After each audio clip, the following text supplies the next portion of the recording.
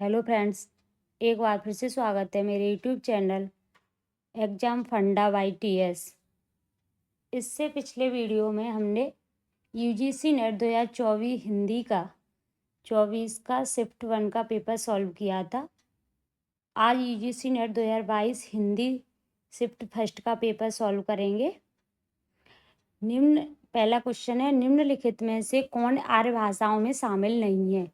संस्कृत, अंग्रेजी, अरबी, फारसी आर्य भाषाओं में शामिल नहीं है। यूजीसी नेट का ये फेवरेट क्वेश्चन है, हर ईयर पूछा जाता है और हर शिफ्ट में।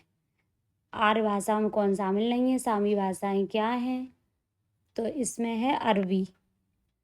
तो आर्य भाषाओं में जो हैं वो हैं प्राकृत, अंग्रेजी, फारसी, ये तीनों तो है ही। अंग्रेजी है, फारसी है, प्राकृत है, अरबी तो नहीं है तो इसमें ये फारसी हो गई। यूनानी, लैटिन ये आदि हैं जो कि आर्य भाषाओं में शामिल हैं।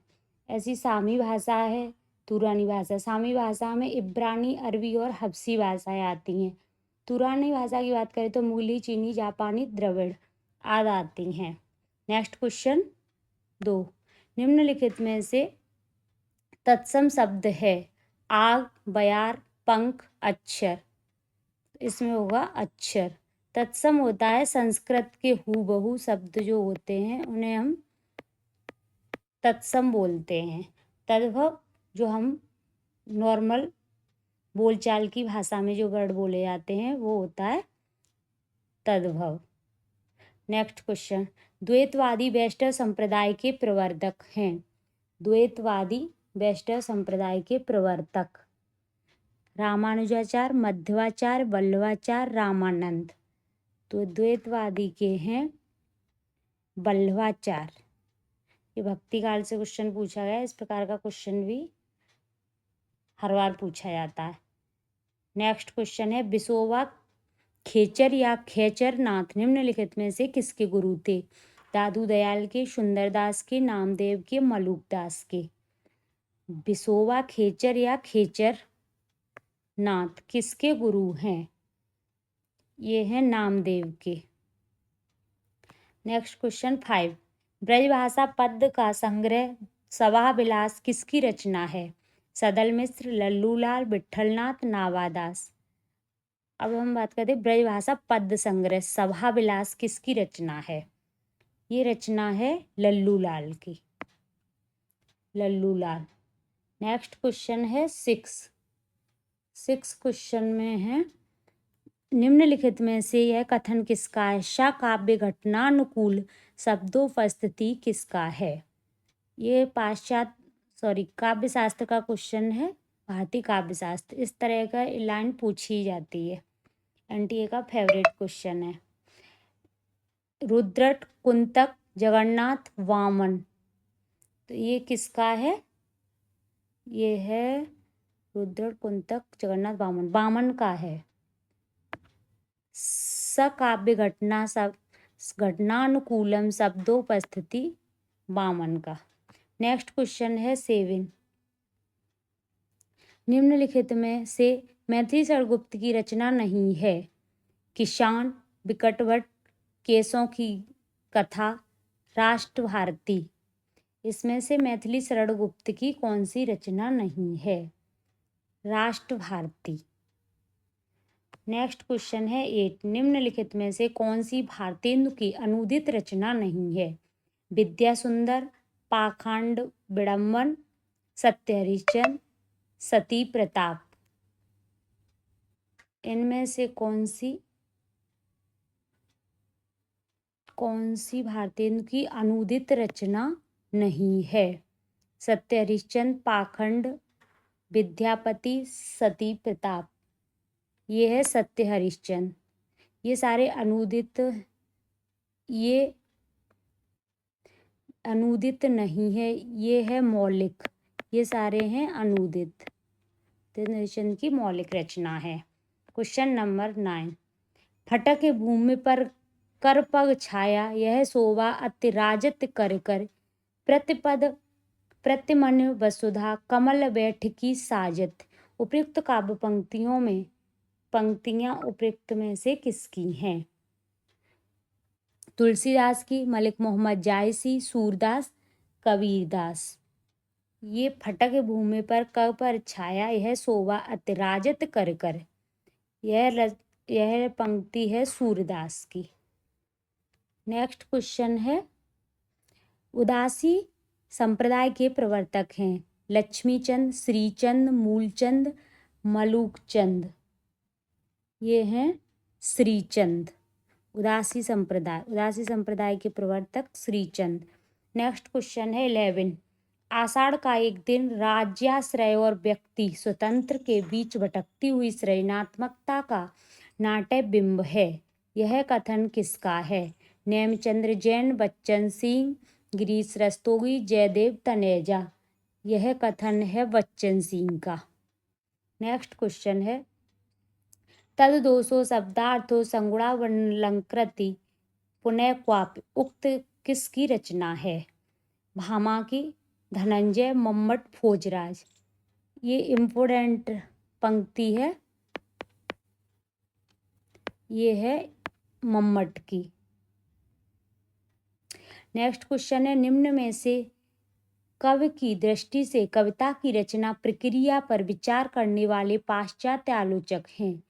प्लेटो, अरस्तु, वर्ड्सवर्थ, टी.एस. इलियट। इनमें से रचना प्रक्रिया पर विचार करने वाले पाश्चात्य आलोचक कौन हैं? वर्ड्सवर्थ। नेक्स्ट क्वेश्चन है, कविता की भाषा विरोधाभासा की ही भाषा होती है। यह कथन निम्न में से किसका है? Ezra Pound, Cleanth Brooks, John Donne, Heidegger. कविता की भाषा विरोधाभास की भाषा होती है, ये क्लिंथ ब्रुक्स ने कहा है। निम्नलिखित में से किसकी पुस्तक का नाम द्वंद्ववादी तर्क की समीक्षा क्रिटिकी ऑफ डायलैक्टिक रीजन है? Karl Marx, Ralph Fox, Adler, Sartre. ये होगा सात्र की। क्वेश्चन नंबर 16, विभ्रम और यथार्थ इल्यूजन एंड रियलिटी के लेखक हैं? Feuerbach, अंस्टर, Fisher, George लुकाच, कॉर्डवेल। विभ्रम और यथार्थ के लेखक हैं कॉर्डवेल।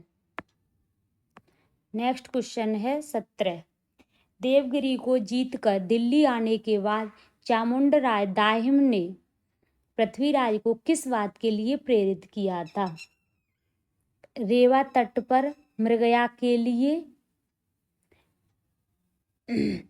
रेवा नदी में नौका विहार के लिए, गुर्जर नरेश से युद्ध के लिए, मोहम्मद गोरी के मान भंग के लिए।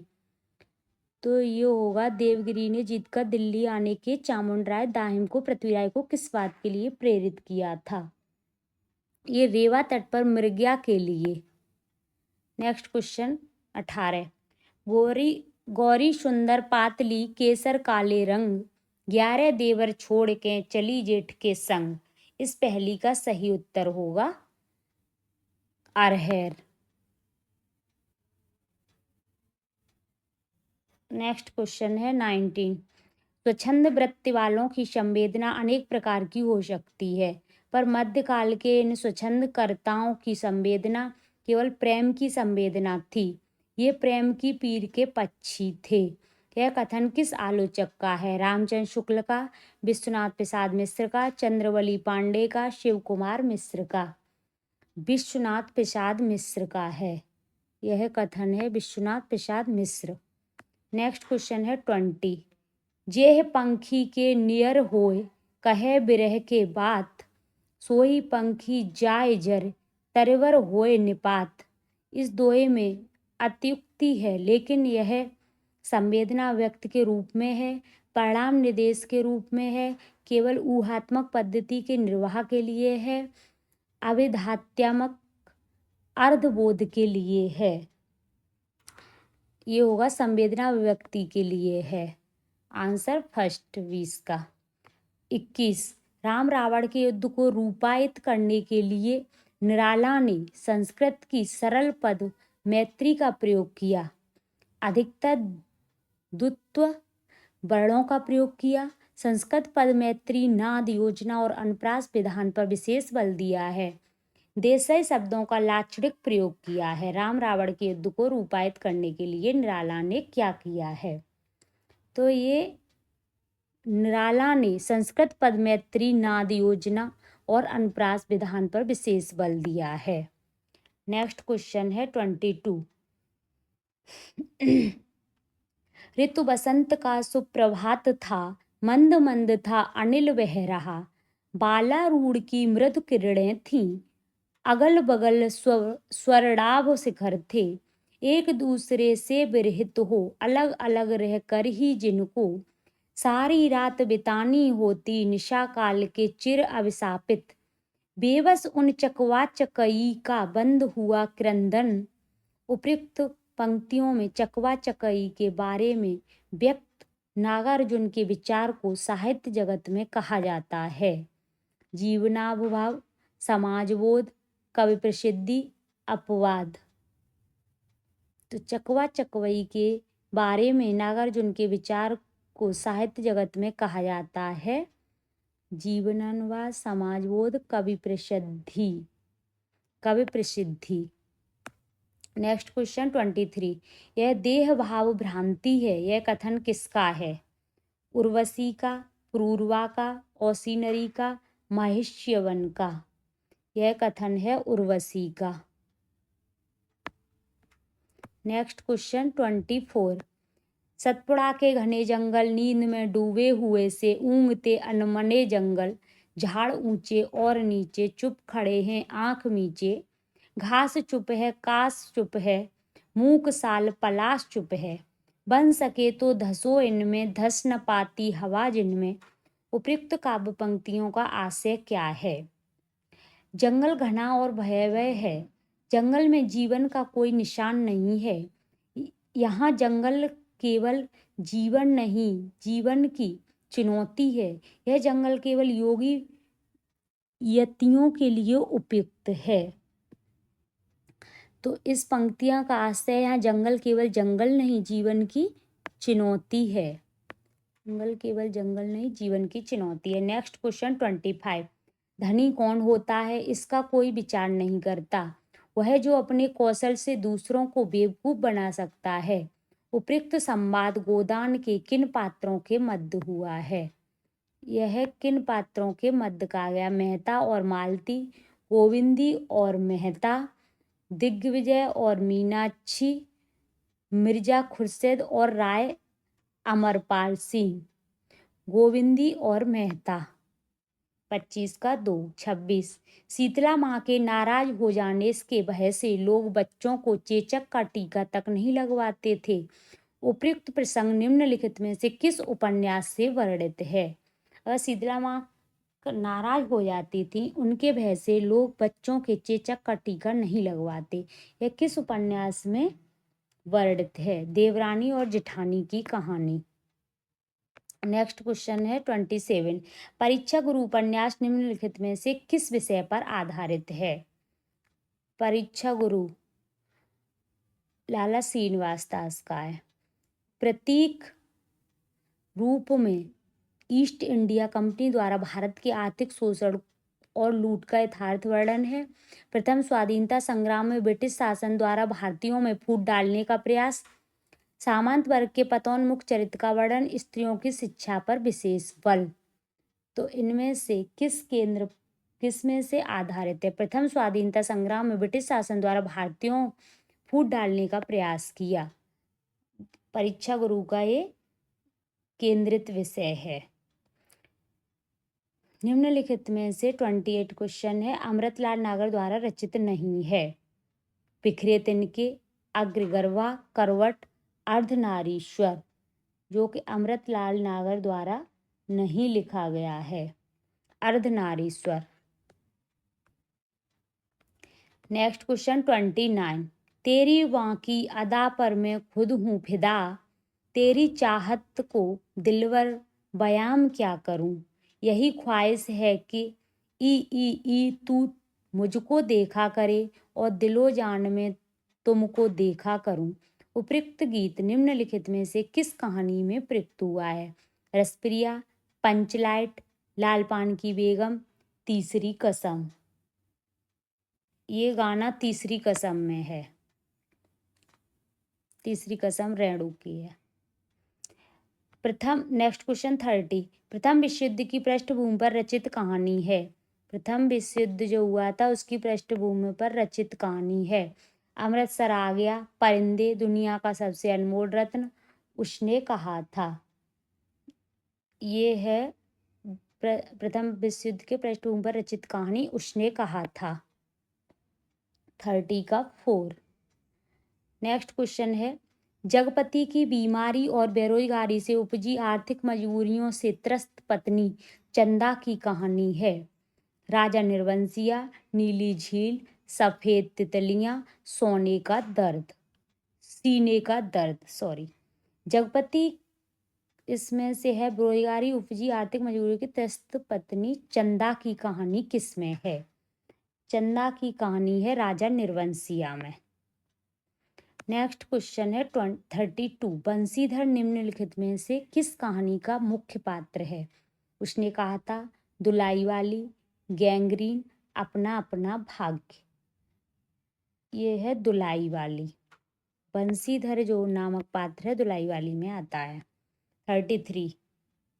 जात ले जात, टके शेर जात, 1 टका दो हम अभी, अपनी जात बेचते हैं टके के वास्ते। अंधेर नगरी में जात बेचने वाले ब्राह्मण का संवाद का व्यंग्यार्थ है। अंधेर नगरी जो है ये भारतेंदु का है नाटक है, जो कि इम्पोर्टेंट नाटक है, एक रात में लिखा गया नाटक है। इसका ब्राह्मण के संवाद का क्या व्यंग्यार्थ है? यहाँ नगण्य, साधारण, विशिष्ट, असाधारण सब एक ही भाव बिक रहे हैं। यहाँ नगण्य, साधारण, विशिष्ट हो जाता है। यहाँ सामंती मूल्य अक्षुण्ण रहते हैं। राजतंत्र में मूल्य व्यवस्थाएं अपरिवर्तनीय होती हैं। तो इसमें से उसके संवाद का व्यंग्यार्थ क्या कहता है? यहाँ नगण्य, साधारण, विशिष्ट, असाधारण सब एक ही भाव के बिक रहे हैं। यहाँ पर टकासेर खाया, टकासेर भाई, चाहे मिठाई हो, चाहे महंगी चीज हो, चाहे सस्ती, सब टकासेर है। नेक्स्ट क्वेश्चन है 34। पुरोहित के अनुसार रामगुप्त की ध्रुव स्वामिनी पर कोई अधिकार नहीं, क्योंकि वह मृत प्राय और प्रव्रजित था। वह पर स्त्रीगामी था। वह जीवन से उदासीन था। वह गौरव से नष्ट और आचरण से पतित था। इनमें से कौन सा अधिकार नहीं है? ध्रुव स्वामिनी पर कोई अधिकार नहीं है। क्यों नहीं है? वह गौरव से नष्ट और आचरण से पतित था। 35। इनमें से कौन सा निबंधकार द्विवेदी युग का निबंधकार जो है वो कि द्विवेदी युग का नहीं है? माधव प्रसाद मिश्र, गोविंद नारायण मिश्र, कुबेरनाथ राय, अध्यापक पूर्ण सिंह। 35। इसमें से कुबेरनाथ राय जो है निबंधकार द्विवेदी युग के नहीं हैं। नेक्स्ट क्वेश्चन है 36। कौन सा निबंध भारतेंदु हरिश्चंद्र ने लिखा है? रामायण का समय, बंधुत्व किसे कहते हैं, अब मैं नाचो बहुत गोपाल, रसात्मक बोध के विविध स्वरूप। भारतेंदु हरिश्चंद्र ने कौन सा निबंध लिखा है? ये है रामायण का समय। 36 का पहला। 37। भूतई पारिवारिक पृष्ठभूमि किस आत्मकथा का प्रथम अध्याय है? जूठन का, मुर्दैया का, अपने अपने पिंजरे, मेरी पत्नी और भेड़िया। ये मुर्दैया का है। भूतई पारिवारिक आत्मकथा का प्रथम अध्याय है मुर्दैया का। नेक्स्ट क्वेश्चन है 38। हरवंश राय बच्चन ने अपने पूर्वजों का चित्रण आत्मकथा के किस खंड में किया है? पूर्वजों का चित्रण किया है।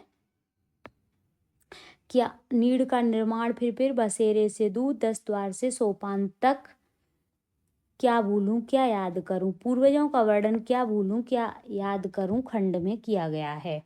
नेक्स्ट क्वेश्चन है मुक्तिबोध की रचना है। अजय की डायरी, एक साहित्य की डायरी, प्रवास की डायरी, सैलानी की डायरी। ये हमारे मतलब एनटीए सिलेबस में ही लगा है, तो इस सिलेबस में से ही क्वेश्चन पूछ लिया गया है 39 का, एक साहित्य की डायरी।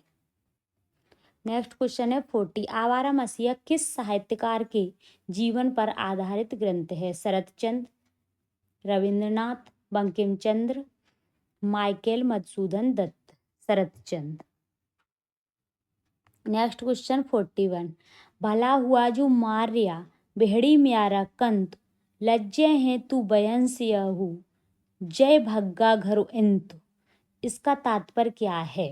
हे बहना, अच्छा हुआ जो मेरा कंत मारा गया। हे सखी, एक पत्नी अपने सखी से कहती, हे सखी, ये तो बहुत अच्छा हुआ कि मेरा कंत मारा गया, मेरा पति मारा गया। अच्छा नहीं हुआ क्योंकि वह मारे जाने लायक भी नहीं था। उसके मारे जाने से देश का भला ही हुआ। हे बहन, युद्ध में अपने पति के मारे जाने से मैं खुश हूँ क्योंकि मैं सखियों के बीच लज्जा से बच गई। नीचे दिए गए कौन से सही उत्तर का चयन कीजिए।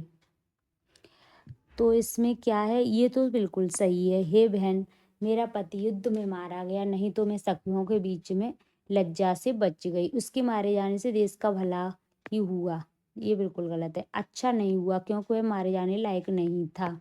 हे बहना, अच्छा हुआ जो मेरा कंत मारा गया। ए और डी, इसका आंसर हो जाएगा पहला, ए और D. Next question 42, Padmakar Bhatt के बारे में रामचंद्र शुक्ल का विचार है? ऐसा सर्वप्रिय कवि इस काल के भीतर बिहारी को छोड़ दूसरा नहीं है। ऐसा पद्माकर भट्ट के बारे में रामचंद्र शुक्ल सोच रहे हैं कि ऐसा सर्वप्रिय कवि काल के भीतर, इस काल के भीतर बिहारी को छोड़ के दूसरा नहीं है, रीत काल के भीतर। नेक्स्ट है, परंतु पद्माकर की कल्पना दृष्टि बिहारी से कमतर थी। नेक्स्ट है, पद्माकर की रमणीयता ही सर्वप्रियता एकमात्र कारण है। पद्माकर की भाषा कड़कती होते हुए भी कबीर जैसी नहीं है। तो इनमें से कौन सा सही है? 42, ये है, ऐसा सब प्रिय कवि इस काल के भीतर बिहारी के दूसरा नहीं है। दूसरा है सी, पद्माकर की रमणीयता की सब प्रियता का एकमात्र कारण है।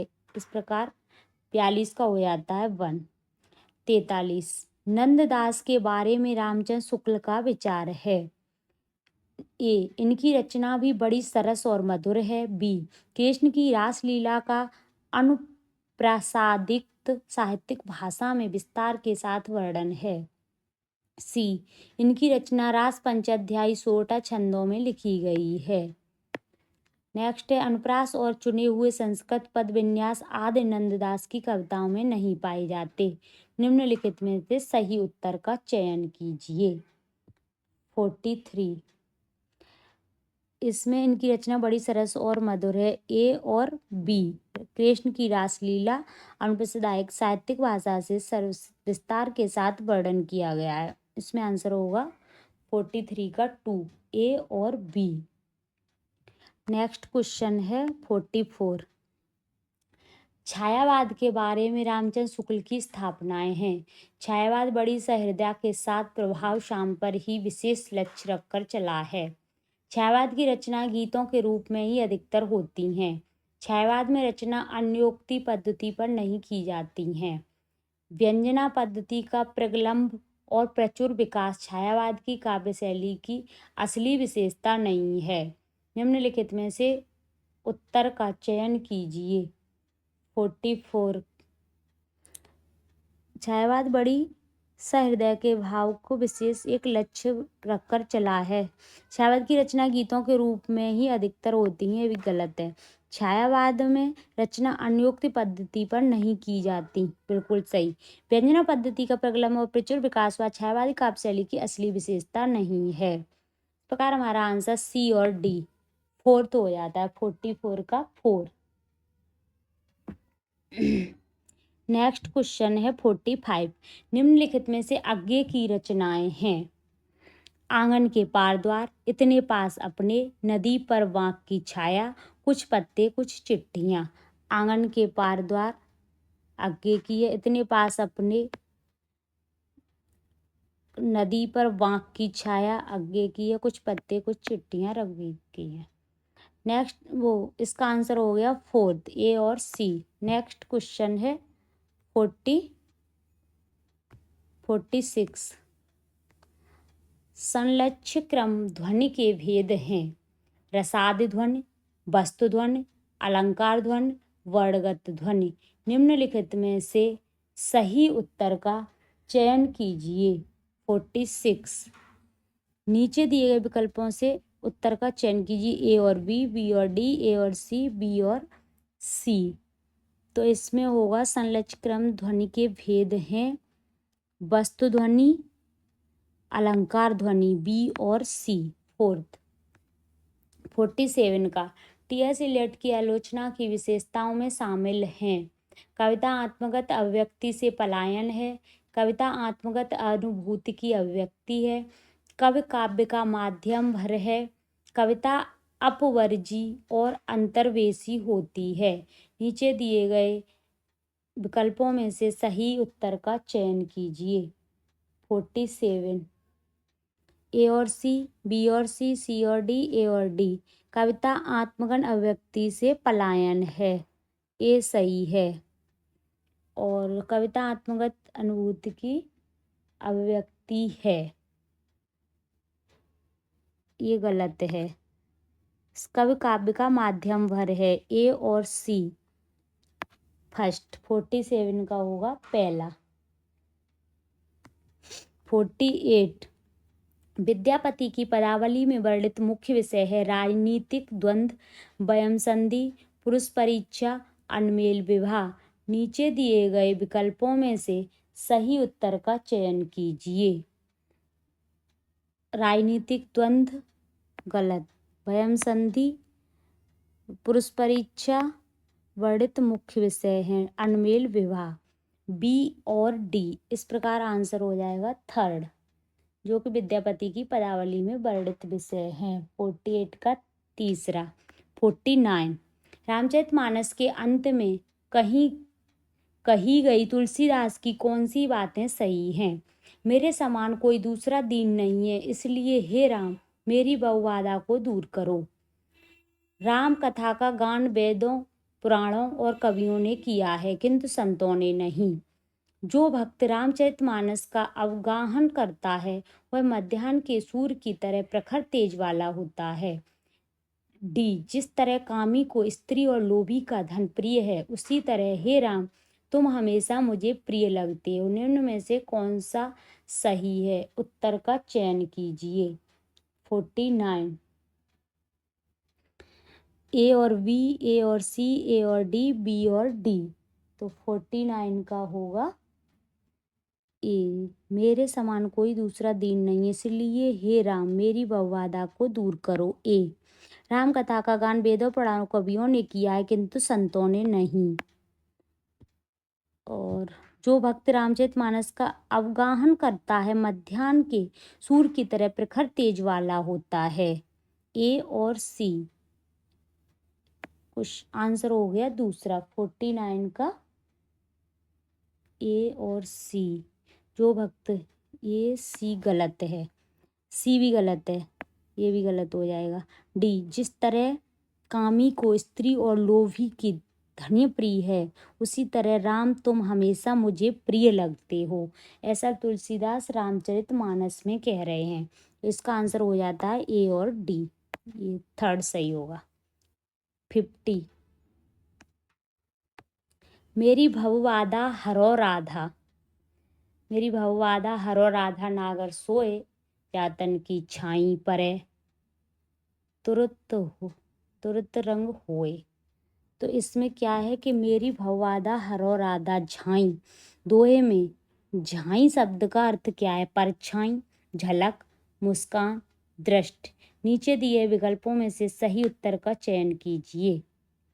मेरी भवबाधा हरो दोहे में प्रयुक्त छाई शब्द के सही अर्थ है परछाई, झलक, मुस्कान, दृष्टि। निम्न में से कौन सा सही है?